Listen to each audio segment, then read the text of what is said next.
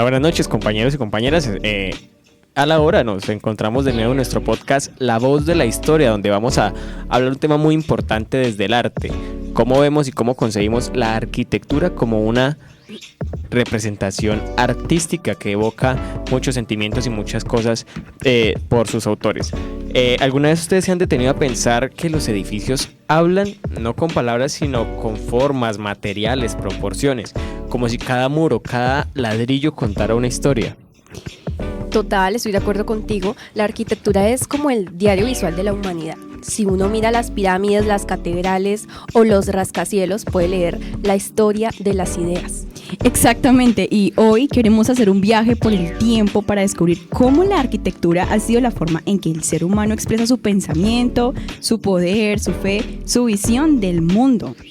Y no vamos a hablar solo de estilos o fechas, sino también de cómo cada época pensaba y cómo eso se convirtió en piedra, madera, concreto y vidrio. Bueno, pero ¿qué es arquitectura más allá de lo físico? Realmente yo siempre he pensado que la arquitectura es una especie de espejo mental. Cada sociedad diseña según cómo entiende el universo. En Egipto, por ejemplo, los templos no solo eran edificios, eran puentes con los dioses, es decir, una forma de conectar con el cielo, la tierra, es decir, un pensamiento bastante cosmológico. Claro, en ese sentido la arquitectura es una especie de espejo mental, no muestra valores. Por ejemplo, si creen en la eternidad, crearon pirámides. Que si manejan la razón, levantan templos con proporciones impresionantes, matemáticas, si creen en la libertad, construyen espacios abiertos que se mimetizan con el entorno. Claro que sí, a mí me encanta pensar que también transmite emociones, ¿no?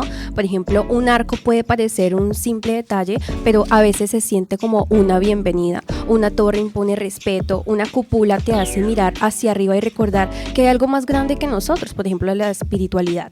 La arquitectura no solo se ve, se siente, puede emocionarte o incluso hacerte pensar sin decir una sola palabra. Además, determina cómo vivimos, no solo es estética. Los espacios moldean comportamientos, relaciones, jerarquías. Y cuando la tecnología cambia, como el hierro, el vidrio o el hormigón, cambian nuestras posibilidades de imaginar el mundo. Bueno, entonces ustedes se imaginan o notan que la arquitectura ha sido a lo largo de la historia un reflejo de los pensamientos y las emociones dadas las épocas. Empecemos por la prehistoria y la antigüedad. En los primeros asentamientos humanos, las construcciones reflejaban necesidad y espiritualidad.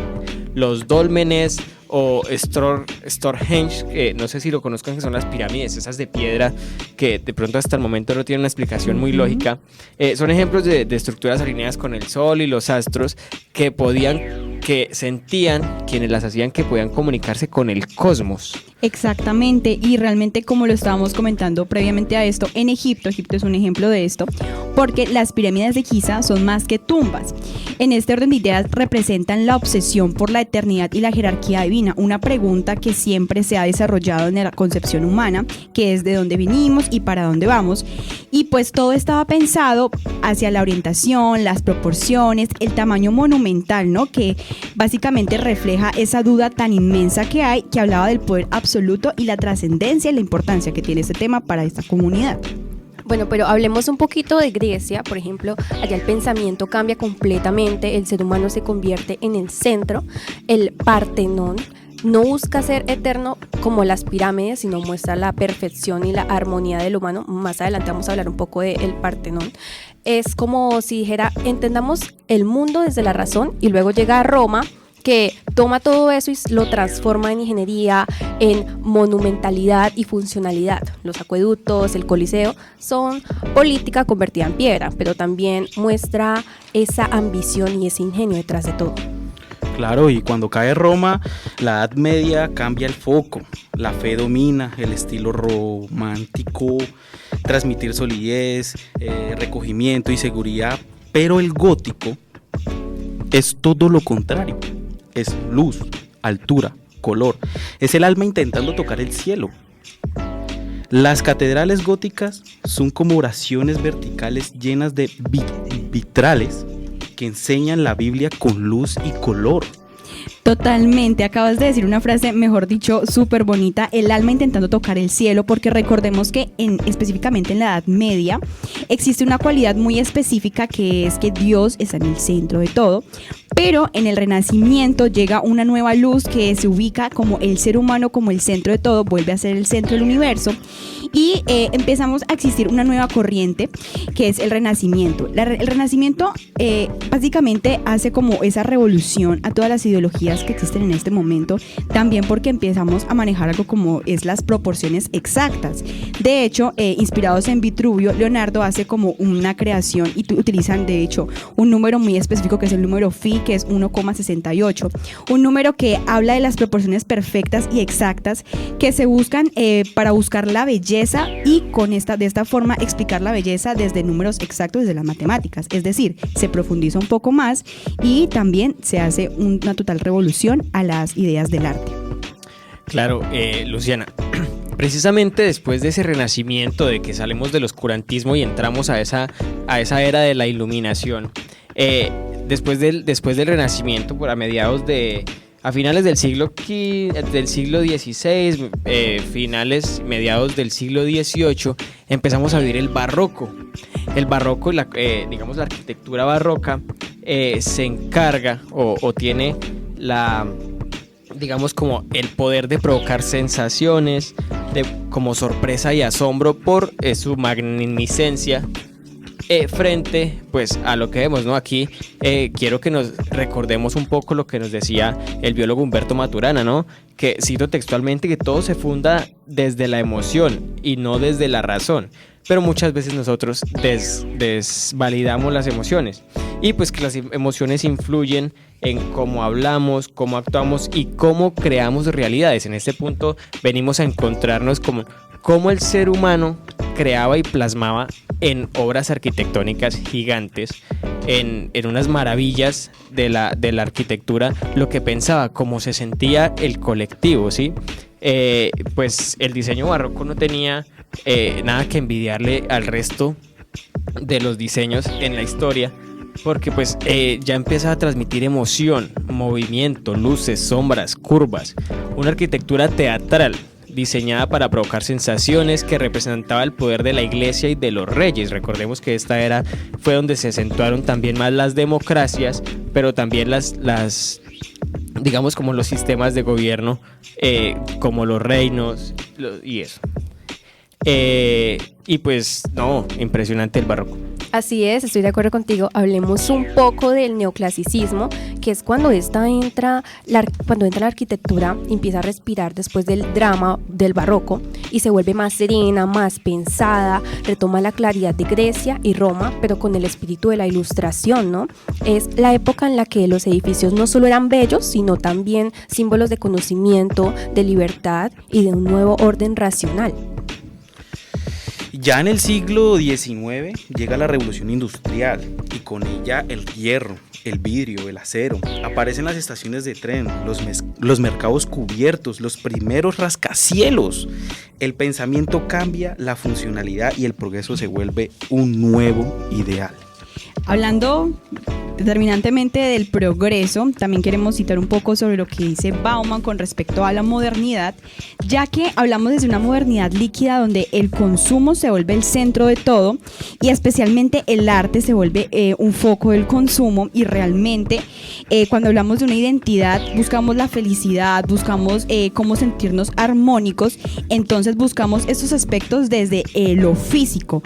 Por ende, la arquitectura entra a ser algo tan importante desde la concepción humana, porque son los lugares que habitamos constantemente y por los cuales vamos a transitar y determinantemente nos van a tener que producir algo. Por ello son tan importantes, y dentro de esta evolución llegamos también al modernismo, donde empieza a marcar mucho el minimalismo, los edificios limpios y sin ornamentos, pero también llega la crítica, el posmodernismo, que dice que no somos máquinas, vuelve el color, el juego, las ironías y claro que sí, el caos.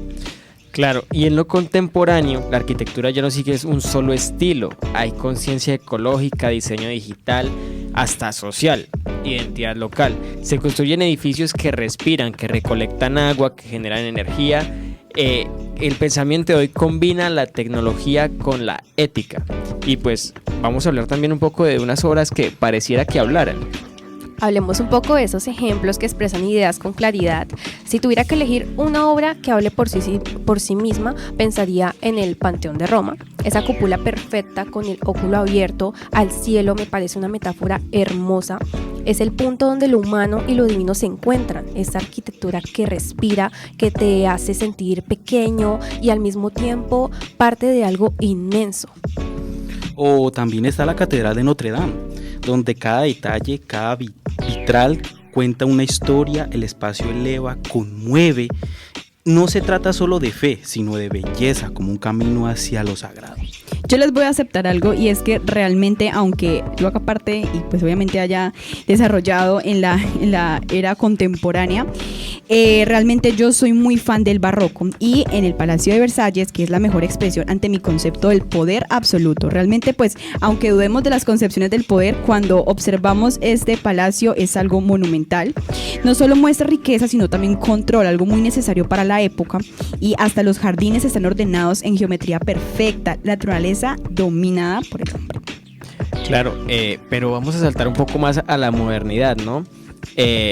La villa de Savoy de Le Corbusier, un arquitecto famoso francés, encarna la idea de lo que una casa puede ser una máquina para habitar. Es una casa donde todo es racional, todo es pensado en la función al ser humano y pues también a la vida moderna, ¿no? Y pues si hablamos de naturaleza, también en Feeling Water hay una casa donde la cascada es la casa sobre la cascada, donde Frank Lloyd Wright manifestó que la arquitectura no domina el entorno, sino se mimetiza con él. Así es, y no olvidemos el Museo Guggenheim de Bilbao de Frank Gehry. Ese edificio es otra historia. Es un símbolo de cómo la arquitectura contemporánea puede transformar una ciudad entera. Es como una escultura que cambió la forma en que el Bilbao se veía a sí misma. Representa cómo la arquitectura se puede sanar un lugar, darle identidad y convertirlo en arte vivo. Ya no es solo un museo, sino una experiencia que transforma. Totalmente, Erika, tú has dicho algo muy importante y que es el foco de toda esta discusión alrededor de la arquitectura, donde realmente la arquitectura deja de ser simplemente algo, una palabra que a veces la tomamos como algo muy, a veces también muy elemental, ¿no? Y profundizamos un poco en ella y también nos damos cuenta que tiene nuevos desafíos. Ahora en la actualidad, con la evolución de las tecnologías, nos damos cuenta que hay muchos desafíos con respecto a la sostenibilidad, la inclusión y también con el tema de la preservación del patrimonio histórico, porque obviamente con el tema de la evolución y los cambios que estos mismos han traído, pues cada vez se dificulta más. Pero también hay mucha evolución tecnológica y esta innovación hace que estas mismas se innoven. Ya no se trata solamente de diseñar bonito, sino también de construir una conciencia a través de la misma. Sí, los materiales inteligentes, la impresión 3D, la automatización de espacios, de la inteligencia artificial, está cambiando en la forma en que habitamos.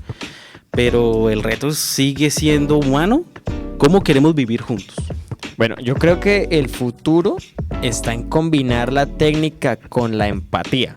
Espacios que inspiren, espacios que cuiden, que conecten con el entorno, que no simplemente conecten con una persona, sino con la comunidad, con el planeta mismo, con el medio ambiente. Claro que sí, Leandro, y sobre todo la arquitectura nos recuerda algo esencial, que los espacios también nos construyen a nosotros mismos, ¿no? No se trata solo de paredes y techos, sino de cómo nos sentimos dentro de ellos, de cómo nos conectan con otros y con el entorno. La arquitectura es pensamiento hecho materia, pero también emoción hecha forma. Sin duda alguna, algo que nos deja la historia de la arquitectura es que los edificios son testigos del alma humana. Cada época deja su huella. Miedo, fe, razón, belleza, revolución, pero siempre deja algo. Eso es un claro ejemplo de que construimos lo que pensamos y con eso dejamos huellas que hablan incluso cuando nuestra existencia en este mundo ya acabó. Cada Cada arco, cada columna, cada muro guarda una historia. Detrás de cada obra hay una intención, ¿no? Una idea, un sueño. Por eso cuando caminemos por una ciudad o visitemos un edificio antiguo, si tenemos esa oportunidad, vale la pena detenerse y mirar con calma y preguntarse qué quiso decir, quién lo construyó. A veces las respuestas no están en los libros, ¿no? Sino en lo que el espacio nos hace sentir, nos hace experimentar en el momento. Y es muy bonito que hables de eso, de qué es lo que sentimos, porque cada obra tiene un significado. Unas de las obras modernas que yo quiero destacar aquí, que estamos hablando aquí ya de arquitectura, es el Parque Apple que hizo Steve Jobs, que fue un sueño de Steve Jobs, que es el parque donde se promocionan todos los juguetes, se podría decir, todos los artículos de Apple, que me parece que es un lugar muy bueno, porque es algo que combina una arquitectura moderna con la naturaleza, que es algo que Apple siempre intentó ejemplar en todos los productos que sacó, que ellos son muy afines a la naturaleza. Entonces es algo que es muy interesante. Y en últimas, la arquitectura debería verse de esta forma, ¿no? Realmente, como lo decíamos anteriormente, son lugares que habitamos constantemente y son los con los que vamos a habitar nuestra misma alma, ya que el lugar al que pertenecemos determina mucho quiénes somos y bueno, puede que no lo determine, pero lo va a influir directamente. Por ende, la importancia de profundizar un poco más en cada uno de los conceptos que tenemos del arte y cómo llegar a ella misma.